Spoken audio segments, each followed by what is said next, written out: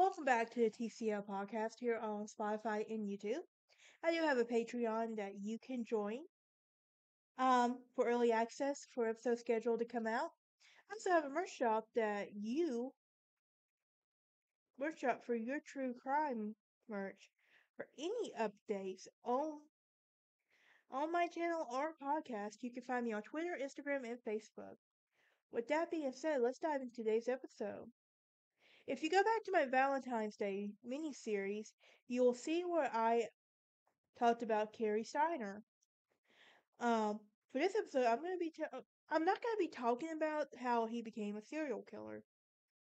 I am trying to take a break from murder cases at the moment since I'm currently working on season 4 of my podcast here on the TCL podcast.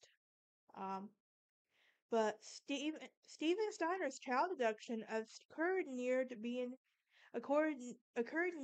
beginning of the cultural awareness now known as stranger danger.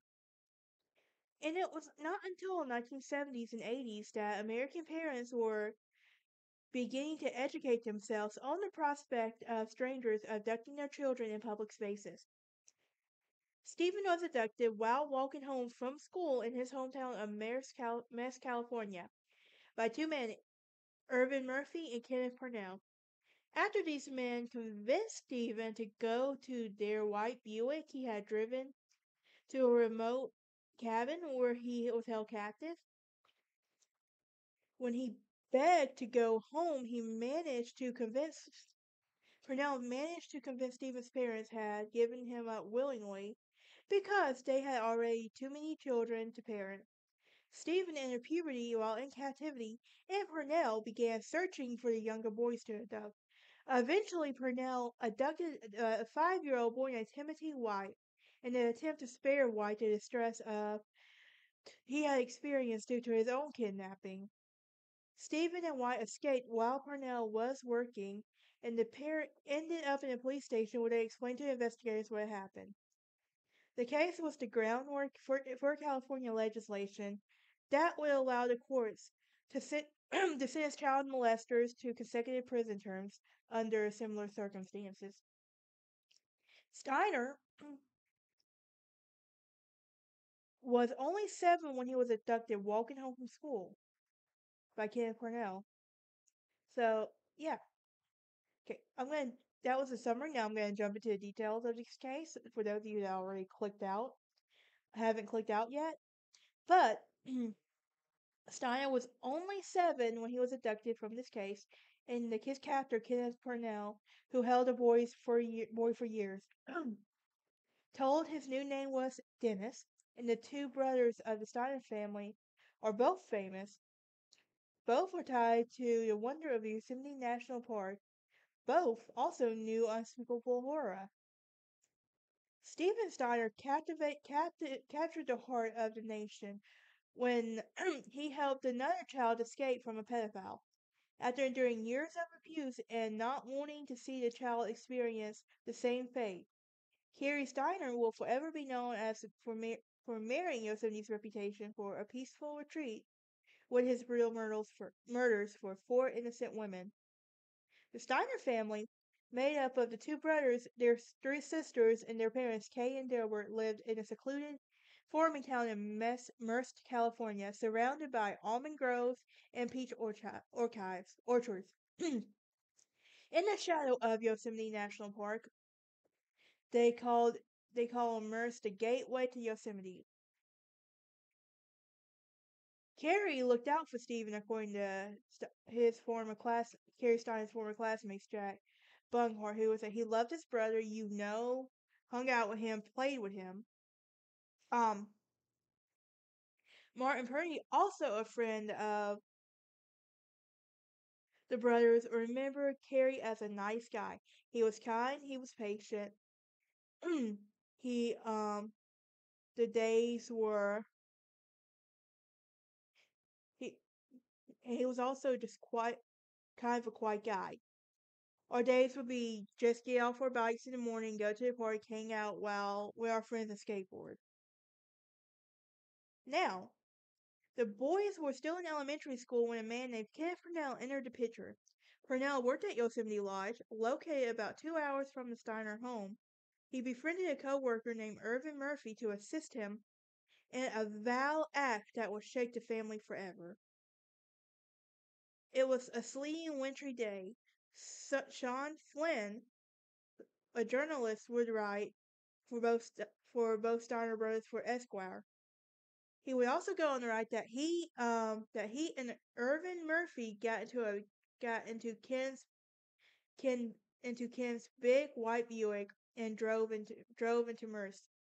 It was December 4th, 1972, that 7-year-old Stephen Stayner would walk home from school on Highway 40 when Parnell and Murphy were driving toward town. Stayner was lured into the vehicle and he was abducted. Kenneth Parnell stopped the car, goes into a payphone. I know that just now, lovely. And he comes back to tell Stephen, "Your parents, I just spoke with them, they no longer want you." Imagine being told that as a 7-year-old boy. Like, especially if that's all you know, right there. Your um,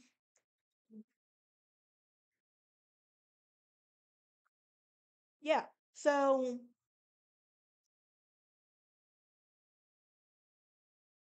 when Stephen didn't make it home from school, his parents sounded the alarm. Merced was Merced was the lead police department, so they mounted a large effort to search. And they searched, and there's nothing there. And Pat Looney, an investigator assigned to the Steven Steiner case. Carrie was just upset. Mike, their childhood friend Mike Merced would tell ABC in 1999. He would also go on to say that he heard stories about him going out and wishing on a star that his brother would come home. Now, for years, Parnell traveled around California with Stephen. Stephen Steiner had a new father figure and it was Kenneth Snell, who by day with his father and by night was a rapist.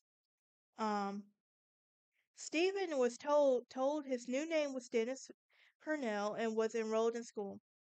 Against all odds, he flourished there. One classmate would say,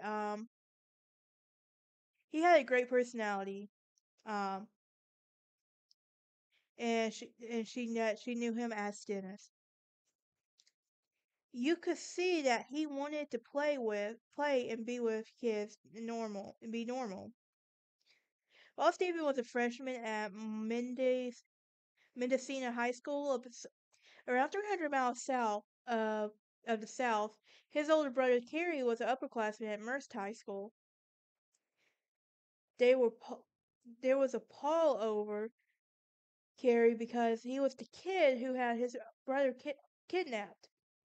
Um, Carrie Style was a very, very good cartoonist and was voted most creative in school, according to Purdy. Purdy said that Carrie Steiner always wore a hat, and according to Rollins, he was always wearing a hat because he was compulsively pulling out his hair, and Carrie Steiner had a tough time through his childhood.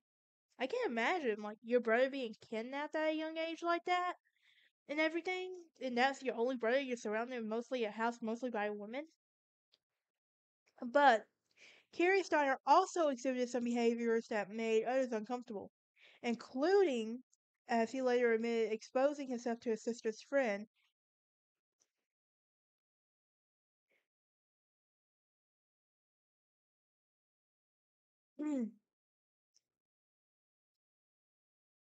and one and one person would go on to say that you have one brother who's been subjected to unspeakable horror for years, but by all appearances, he's a happy-go-lucky guy.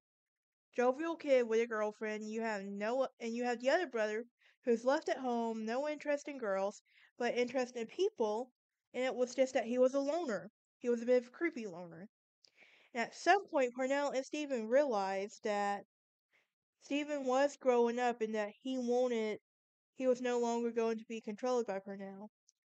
Parnell wanted another kid he could sexually abuse. So, in February 1980, Parnell decided to capture a new um, young boy. So he paid a local kid to ride with him to a little town of Ukiah, California, and to put this high school kid on the street to go find the boy, he sent a 5-year-old Timothy White finds 5-year-old Timothy White walking home from school. Now, for 2 weeks, Stephen watched Timothy suffer from the separation from his parents, then took matters into his own hand. His high school girlfriend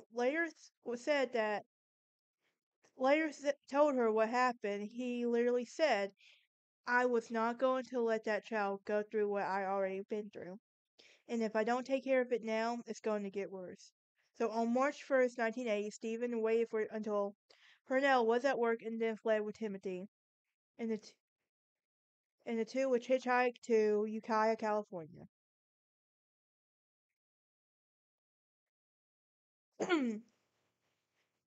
Okay, and someone will also go on to say that it's dark and Timmy can't remember where he lives. So Timmy figures the best thing he can do is take him to the police station.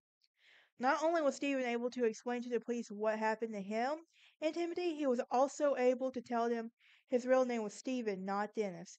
Telling the police, I know my first name is Stephen, became the most iconic moment in Stephen's remarkable story, later becoming the title of a book and television story.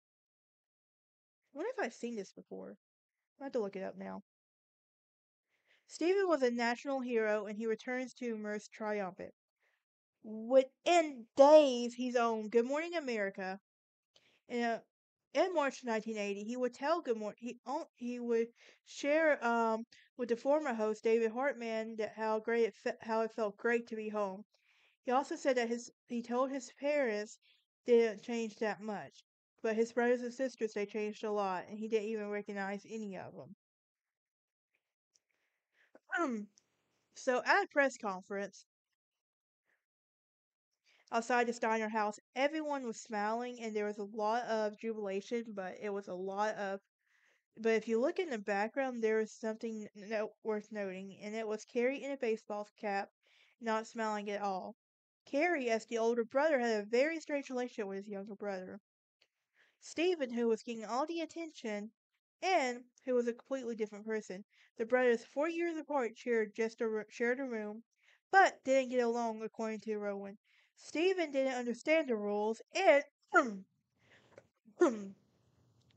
and now that he had expected he was now expected to live by. The first year was kind of hectic, and for 7 years he had been supposedly an only child, and now that he had to compete with his brother and 3 sisters. Stephen also struggled in high school where he was bullied for the tragic abuse that he endured. Flynn said his sexuality was constantly under attack. In addition to being to his fraught life at home, Stephen was still just a teenager at that point, and also had to face Parnell in court. Parnell was convicted on kidnapping and false imprisonment charges, and he was later sentenced to 7 years in prison but only served 5. Less than less time he held Stephen for. It was outrageous. There was out and fury over sentences. Sorry guys, I don't know what came over me. Kid Parnell would go back to what he's been doing for years. He found someone else to help him find another boy, but only caught whenever he was sent to prison again, where he died in 2008. While Stephen was grappling with the fact that life after his escape, his brother was out of high school with his own troubles.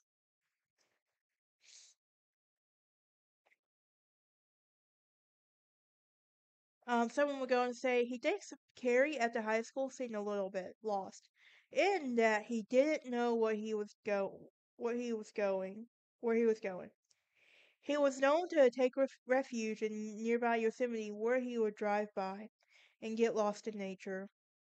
Which getting lost in nature isn't that bad. I mean, I like getting out in nature as well. But for him, I think it was a little bit different. And and Boncart would also go on to say, whatever demons were clamoring around in his head, by being naked, smoking pot, he could find time there that he desperately needed.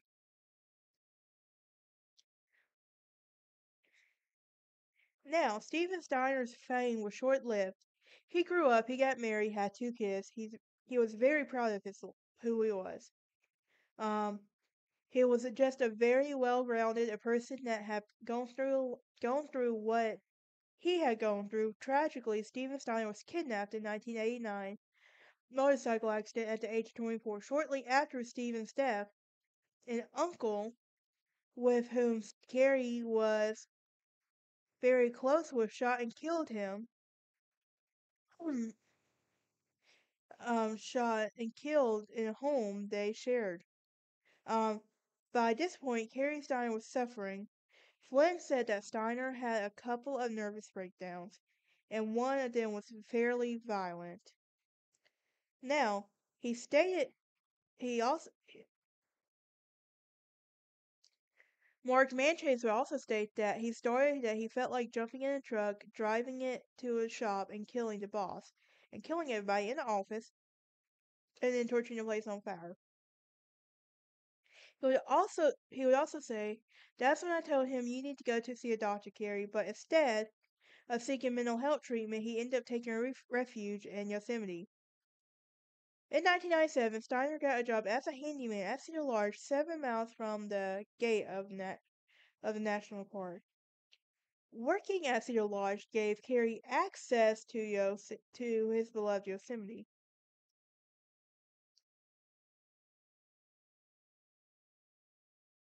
Jeff Rennex, at the time, was an FBI agent handling Carrie Steiner's case, and active search of the women was the largest ever amount in Yosemite at the time. And after several weeks of bodies, all three women were discovered. 5 months passed, and another killing, and a community surrounded Yosemite was lulled into a sense of calm, especially when the FBI announced those that are believed to be responsible for the murders where he was in custody. In fact, long men were in custody.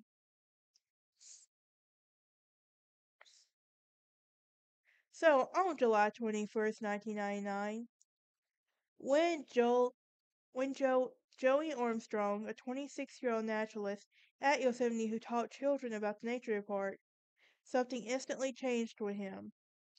He's ready to kill again.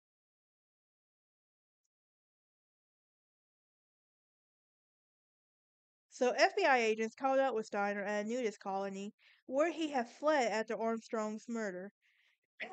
And after was brought into questioning, he confessed to murdering Joey Armstrong, describing the brutal killings. Now, it's also like I am curious though, like what would have happened like if Stephen had been kidnapped? Stuff like I just want to psych behind it, like the what if effect. Like what would happen if Stephen had been kidnapped? Would Carrie have become a serial killer? Like, hmm. But a new docuseries dives into an unbelievable tale of two brothers. One of them of a child kidnapping turned national hero, and the other one who became a serial killer. But what about his fellow kidnapping victim he rescued?